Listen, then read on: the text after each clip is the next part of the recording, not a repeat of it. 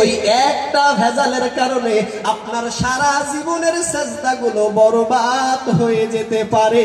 জবান খুলে মহাব্বতে বলেন তো কথা ঠিক কি না? জোরে বলেন ঠিক কি না? কোনো সন্দেহ আছে? আকীদা আমাদের একটাই, আকীদা আমাদের একটাই, আহলুস সুন্নাত ওয়াল জামাত। আমি কাউকে কটাক্ষ করছি না, আমি কাউকে স্পেসিফিক ভাবে বলছি না, আপনাদের সকলকে জানিয়ে দিতে চাচ্ছিলাম বাজান, যতক্ষণ পর্যন্ত পৃথিবীর যেই হোক না কেন, পৃথিবীর যত বড় মুহাদ্দিস আলেমে দ্বীন হোক না কেন, পৃথিবীর যত বড় মুফতি সাহেব হোক না কেন, যতক্ষণ পর্যন্ত আকীদায় আহলুস সুন্নাত ওয়াল জামাত হবে না, খোদার কসম, খোদার কসম, আমার আল্লাহর জাতের কসম করে বলি, যতক্ষণ পর্যন্ত আকীদায় আহলুস সুন্নাত ওয়াল জামাত হবে না, ততক্ষণ পর্যন্ত সে যেই হোক না কেন আমার আল্লাহর জান্নাতে তার স্থান হবে না। জবান খুলে মহাব্বতে বলেন কথা ঠিক কি না? কি আপনারা কি ঘুমান? আপনারা কি ঘুমান? একটু আওয়াজ দিয়েন, গভীর মনোযোগ লাগান। নবীজির ভালোবাসা আমাদের আছে, এটা আমাদের বড় আকীদা। আমরা জানি আমরা আল্লাহর বান্দা, আল্লাহ আমাদেরকে বানিয়েছে ইবাদত করার জন্য, আল্লাহ মানুষ এবং ইনসানকে বানিয়েছে আল্লাহর ইবাদত করার জন্য। আল্লাহর ইবাদত করবেন, আল্লাহর ইবাদত করতে কোনো অসুবিধা নাই, আল্লাহর ইবাদত করতে কোনো জায়গায় কমি থাকবে না। আল্লাহর ইবাদত আপনিও করবেন, আমিও করব, সত্য সত্য সত্য, কোনো ভেজাল নাই, ভুল নাই। কিন্তু দাদু, আমি আপনাকে জানিয়ে দেই, আল্লাহর ইবাদত করার পরে ওই ইবাদতের মধ্যে যদি হাবিবে কিবরিয়া না থাকে, ওই ইবাদতের মধ্যে যদি নবীজির প্রেম, নবীজির ভালোবাসা না থাকে, জন্ম থেকে নিয়ে মৃত্যু পর্যন্ত, জন্ম থেকে নিয়ে শেষ নিঃশ্বাস পর্যন্ত আপনি যদি আল্লাহর ইবাদত করে যান, আল্লাহর ইবাদত একটানা করে যান, আমার আল্লাহ তাআলা আপনাকে ডেকে বলে, বান্দা যত ইবাদতই করো না কেন, ওই ইবাদতের মধ্যে আমার নবী নাই, আমার নবী নাই। যেহেতু আপনার ইবাদতের মধ্যে নবী নাই, আল্লাহ ডেকে বলে, বান্দা যেখানে আমার রাসূল নাই সেখানে আমি আল্লাহ নাই। অতএব নবী আছে মানে আল্লাহ আছে, নবী আছে মানে, জোরে বলেন, শোনা যায় না, নবী আছে মানে। এই কারণেই মাঝে মাঝে বলা হয়েছে আল্লাহ মানা নবী মানা নয়, নবী মানলেই আল্লাহ মানা হয়। সুবহানাল্লাহ, জোরে সুবহানাল্লাহ। আল্লাহ মানা নবী মানা নয়, রাসূল মানলেই আল্লাহ মানা হয়। বলেন আমার সাথে, বলেন তো, আল্লাহ মানা নবী মানা নয়, রাসূল মানলেই আল্লাহ মানা হয়। নবীর উম্মতের দল, গভীর মনোযোগ দিয়ে শোনেন, আমি আপনাকে এতটুকুই বলতে চাচ্ছিলাম, আপনার আকীদার মধ্যে যদি কোনো রকমের ভেজাল থাকে, আকীদার মধ্যে যদি কোনো কমি থাকে, আমি এই কথাটা বলতে গিয়ে আপনাকে বলছিলাম, আপনি যখন নামাজের মধ্যে বসবেন, গভীর মনোযোগ দিয়ে শুনবেন, আপনি যখন নামাজের মধ্যে বসবেন, নামাজ পড়তেছেন, সূরা হয়ে গেছে, আপনি রুকুতে এসেছেন, সিজদা দিয়েছেন, উঠেছেন, আবার সিজদা দিয়েছেন, সিজদার মধ্যে আপনি কিন্তু বলেছেন সুবহানা রাব্বিয়াল আলা, আমি ওই আল্লাহর জাতকে তুলে ধরতেছি, আমি ওই আল্লাহর জাতকে তুলে ধরতেছি যেই আল্লাহ তাআলা হলো আলা, যেই আল্লাহ তাআলার উপরে আর কিছু নাই, কিন্তু আল্লাহ তাআলার নিচে দুনিয়ার সমগ্র সবকিছু। গভীর মনোযোগ, এখানেই হলো কথা। আপনি নামাজের মধ্যে সিজদা দিয়ে স্বীকার করলেন, কিন্তু তাশাহুদের মধ্যে যদি আপনি বসেন, ওই তাশাহুদের মধ্যে কোথাও না কোথাও গিয়ে আসসালামু আলাইকা আইয়ুহান নবী যতক্ষণ পর্যন্ত আপনার জবান থেকে বের হবে না, আপনি মাগরিবের পর থেকে নিয়ে অথবা ইশার পর থেকে নিয়ে, ইশার নামাজের পর থেকে নিয়ে ফজরের নামাজ পর্যন্ত যদি একটানা নফল বন্দেগীও করেন, খোদার কসম গাদপতার নবীর উম্মত তোমার জন্য রইল, খোদার কসম তোমার ওই এক রাকাত একটা সাজদাও আমার আল্লাহর দরবার পর্যন্ত পৌঁছাবে না। অতএব আপনাকে নবী লাগবে, আপনাকে একটু আওয়াজ দেন, নবী নবী নামাজের মধ্যে যদি রাসূল না থাকে, নামাজের মধ্যে যদি হাবিবে কিবরিয়া না থাকে, ওই নামাজের মধ্যে আমার আল্লাহ আসবে না, ওই নামাজের মধ্যে আমার আল্লাহ নাই। কেন? আমার আল্লাহ তাআলা বলতেছে যে বা যাহারা তোমরা যদি আমি আল্লাহকে পেতে চাও, আমি আল্লাহকে যদি লাভ করতে চাও, সর্বপ্রথম চলে যাও নবী মুহাম্মদুর রাসূলুল্লাহর দরবারে। কেন কেন কেন? ওটা তোমার জন্য রহমত, ওটা তোমার জন্য বরকত। আমি আল্লাহ তো বরকত দেনেওয়ালা, আমি আল্লাহ রহমত দেনেওয়ালা, কিন্তু আমি আল্লাহ রহমত তোমাকে ডাইরেক্ট দেই না, আমি নবী মুহাম্মদুর রাসূলুল্লাহকে কাসিম করে পাঠিয়েছি। ওয়া মা আরসালনাকা ইল্লা রাহমাতুল লিল আলামিন। দুনিয়ার মানুষ নবীকে আমার আল্লাহ তাআলা পাঠিয়েছে রহমত বানিয়ে, আমার আল্লাহ তাআলা হাবিবে কিবরিকে বানিয়েছে রহমত বানিয়ে। ওই রহমত যতক্ষণ পর্যন্ত বন্টন করবে না, আমার আল্লাহ তাআলা বলে ওই রহমত বান্দা তোমার দরজা পর্যন্ত পৌঁছাবে না। এই জন্য মাঝে মাঝে আমি বলে থাকি রহমাতুল লিল আলামিন আপনি উম্মতের জামিন, গুনাহগারের হতে আপনজন আল্লাহর নবী নূরের নবী গো, আপনি নবী আমার জীবনের জীবন। মারহাবা হবে না?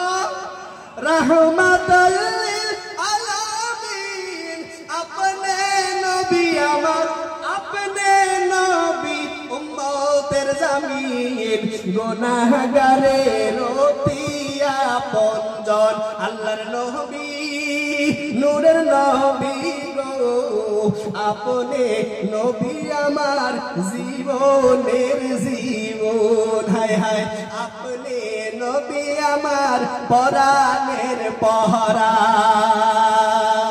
জবান খুলে মোহাব্বতে কষ্ট করে বলতে পারবেন কি মারহাবা? আর একটু জোরে বলতে পারবেন কি মারহাবা? গাদবতার মুসলমানের শক্তি নাই, হারাই গেছে গা। কোথায় গাদবতার মুসলমান? কয় মাওলানা সাহেব এতদিন ধরে ওয়াজ শুনি, সব জায়গায় তো সুবহানাল্লাহ কই, আজকে কইতাম না। কেউ এমন ব্যবস্থা নেই, এমন অবস্থা।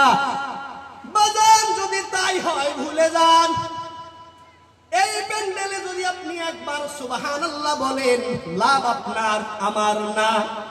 যদি একবার সুবহানাল্লাহ বলেন, আমার আল্লাহ তাআলার ফেরেশতারা আল্লাহর হুকুমে জান্নাতের মধ্যে আপনার নামে একটা গাছ কওলা হয়ে যায়। ওই গাছে যতগুলো পাতা হয়, যতগুলো ফল হয়, সমস্ত পাতা সমস্ত ফলগুলো আল্লাহর জিকির করতে থাকে। ওই ফলগুলো যতদিন পর্যন্ত আপনার আমার আল্লাহর জিকির করবে, আমার আল্লাহ তাআলা ওই গাছের সওয়াবগুলো আপনার আমলনামায় লিপিবদ্ধ করতে থাকবে। আওয়াজ হয় নাই? জবান খুলে আর একবার বলেন তো সুবহানাল্লাহ। তাইলে জবান বন্ধ থাকবে না, কিছু সময় আপনাকে ওয়াজ করতে হবে। আমারটা হবে ওয়াজ, আর আপনারটা মাঝে মাঝে যেন হয় নসিহত। আপনি সুবহানাল্লাহ বলার কারণে বক্তা প্রাউড ফিল করবে, আপনার কারণে স্পিকার প্রাউড ফিল করবে। আর স্পিকার যদি প্রাউড ফিল করে, তবে আলোচনার মধ্যে হবে কি বরকত। তাই আমি সবগুলো কথা কেটে কেটে কেটে কেটে আকীদা বুঝাইতেছি, সময় কম। বড় বক্তা যিনি উনি তো আছে, সময় আমার শেষ প্রান্তে চলে আসছে। বাজান রে, ও নবীর উম্মতের দল, আমি আপনাকে বলতে চাচ্ছিলাম নামাজের মধ্যে নবী লাগবে।